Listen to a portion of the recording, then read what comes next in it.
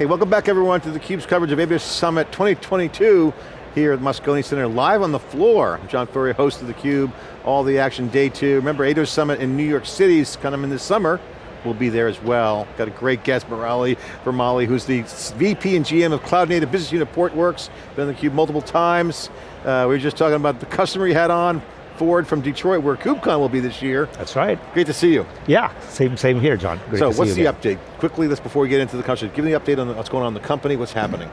Well, we've been acquired by Pure Storage. It's well over a year, so we've had 1 full year of being inside of Pure. It's been wonderful, right? So we've had a great ride so far. The culture is great. The products have been renewed. We've got a bunch of integrations with Pure.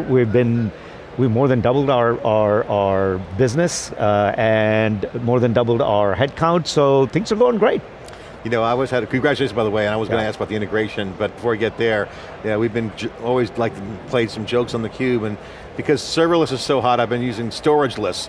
And I actually saw a startup yesterday that had the word networking less in their title. So this idea of like making things easier. I mean, serverless is basically servers that make it easier. Yeah. This is kind of where we see cloud native going. Can you share your thoughts on how Pure and Portworx are bringing this together? Because you can almost connect the dots in my mind. So say specifically, what is the cloud native angle with Pure? Yeah, so look, I'll kind of start by being Captain Obvious, I guess, yes. Just sort of stating some obvious stuff and then get to what I hope will be a little bit more new and interesting. So the obvious stuff to start with is just the fact that cloud native is exploding, containers are exploding. It's kind of a well-known fact that 85% of the enterprise organizations around the world are, pretty much going to be deploying containers, if not already, in the next couple of years, right? So one, it's really happening. The buzz is now. It's not just in the future. The hype is now. The second part of that is it's really part of that is things are going into production. 56% of these organizations are in production already, and that number is going to climb to 80 fairly quickly. So not only is this stuff being deployed, it's being deployed in sort of fairly mission critical, especially greenfield applications. So that's kind of one, right? Now the second thing that we're seeing is as they go into production, John, the migraines are starting, right? Customer migraines, right? It always happens. It's stuff that they have not looked around the corner and anticipated. So one of them is, again, a fairly obvious one, is as they go into production, they need to be able to, kind of recover from some oops that happens, right? And the kinds of, think about this, right? John, this stuff is rapidly changing, right? Look at how many versions of Kubernetes come out on a regular basis. On top of that, you got all these app versions, new database versions, new stuff. Vendors like us, ourselves, have new versions. So with all these new versions, when you put it all together, the stack, sometimes misbehaves. So you got to kind of, hey, let me go recover, right? You have outages. So essentially, the whole area of data protection becomes a lot more critical. That's the migraine that people are beginning to get now, right? They can feel the migraine coming on. The good news is, this is not new stuff. People know. Welcome to DevOps. Yeah, well, and in fact, it is that transition from DevOps to IT Ops, right? Yeah. People know that they're going into production, that they need backup and data protection and disaster recovery. So in a way, it's kind of good news, bad news. The good news is they know that they need it. The bad news is, it turns out that it's kind of interesting, as they go cloud native, the technology stack has changed. So 82% of customers who are kind of deploying cloud native are worried about data protection. Yeah. And in fact, I'll go one step further, 67% of those people have actually kind of looked at what they can get from existing vendors and are going, hey, this is not it. This is not going to do my stuff for me. And by the way, just to throw a little bit more gas on that fire is ransomware attacks. So any kind of vulnerability opening will make people scared. Absolutely.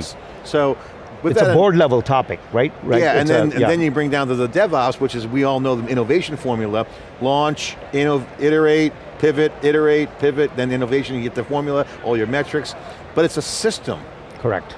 Storage is part now of a system. When you bring cloud native into it, you have a consequence if something changes. Correct. So I see that, and the question I have for you is, where are we in that stability side of it? Are we close to getting there? And what's coming out to help that? Is it more tooling?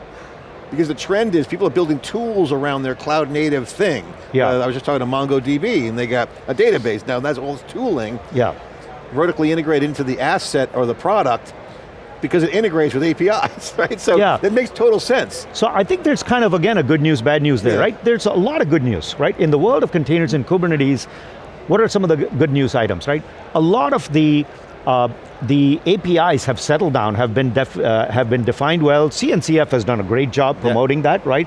So the APIs are stable, right? Second, the product feature set have become more stable, particularly sort of the core Kubernetes, product security kind of stuff, right? Now, what's the bad news? The bad news is, while these things are stable, they are not ready for scale in every case yet, right? And when you integrate at scale, and typically the tipping point is around 20 to 30 nodes, right? So typically when you go beyond 20 to 30 nodes, then the stuff starts to come apart, right? Like, the wheels come off of the train and all of that. And that's typically because there's a lot of the products that were designed for DevOps are not well suited for IT ops. So really, there is a new... And the talent culture. Exactly. Talent and culture sometimes aren't ready or are changing. Yeah, so it's a whole bunch of people trying to use, kind of a maturing product set with skill sets that are pretty low, right? So when we get into production, then other factors come into play. High availability, right? Security.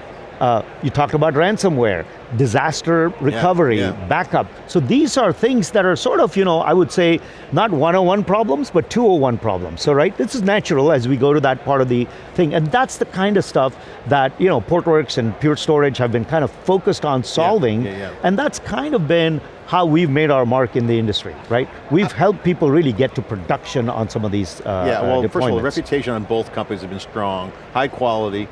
Obviously performance on Pure side from day one, just did a great job with the product. Now when you go into cloud native, you have now this connection, to the customer. Again, I think huge point on the changing landscape.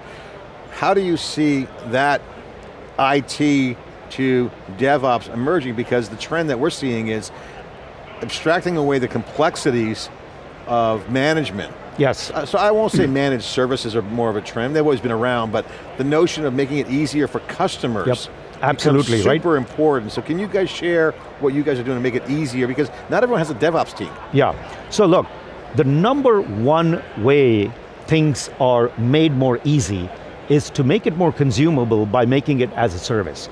So this is one of the things, here we are, at AWS Summit, right? And delighted to be here, by the way. And we have a strategic alliance with AWS, and specifically what we're here to announce really is that we're announcing a backup as a SaaS product, coming up in a few weeks. We're going to be GAing, running on AWS as a service integrated with AWS. So essentially what happens is if you have a containerized set of applications, you're deploying it on EKS, ECS, AWS, what have you, we will automatically provide the ability for that to be backed up, scaled, and to be very, very container granular, very app specific, right? So it's designed specifically for Kubernetes. Now here's the kind of key thing to say, right? Backup's been around for a long time. You've interviewed, tons of backup people in the past, but traditional backup is just not going to work for Kubernetes. And it's very simple if you think about it, John. And why is that? It's a very simple thing, right? Traditional backup focuses on apps and data, right? Those are the two kind of legs of that, and they create catalogs and then do a great job there. Well, here's what's happened with cloud native. You have a thing inserted in the middle called Kubernetes. So when you take a snapshot, I'm now kind of going into a specific kind of world of storage, right? When you take a snapshot, what Portworx does is we take a 3D snapshot. What you really need to recover from a backup situation where you want to go back to the earlier stage, to be Kubernetes specific, you need a app snapshot of the Kubernetes spec, pod spec, and third, a snapshot of the data. Well, traditional, backup folks are not taking that middle snapshot. So we do a 3D snapshot and we recover all three, which is really what you need to be able to kind of like get backed up, get recovered in minutes. Okay, and so the alternative to not doing that is what?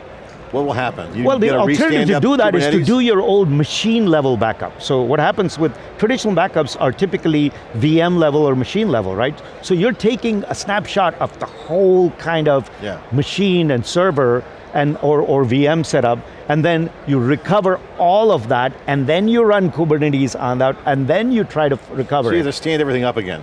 Yeah. Pretty much. Yeah, whereas what do most people want to do? This is a very different use case, by the way, right? How does this work? What people are doing for Kubernetes is they're not doing archival kind of backup. What they're doing is real time, right? You're running an ops. Like I said, you got an oops, hey, a new release for one of the new databases didn't quite work right.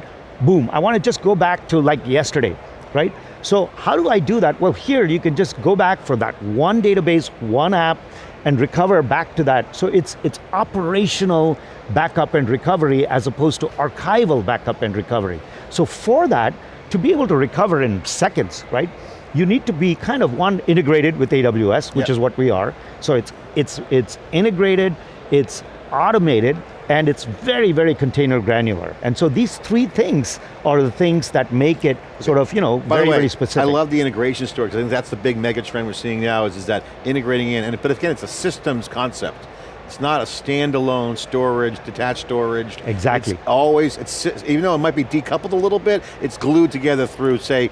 John, you said it, right? The easy button is for the system, right? Yeah. Not for the individual component. Look, all of us vendors in this ecosystem are going around claiming being easy, but when we say that, what do we mean? We mean, I'm easy to use. Well, that doesn't help the user who's got to put all this stuff together. So it's really kind of making that stack work. This is easy to use, but it made these things more complex. This is what we do in the enterprise. We solve complexity with more complexity. Punted the problem to the other guy. Yeah, so it's that end-to-end ease of use is kind of what I would say is the number one benefit, right? One, it's container specific and designed for Kubernetes, and second, it really, really is easy.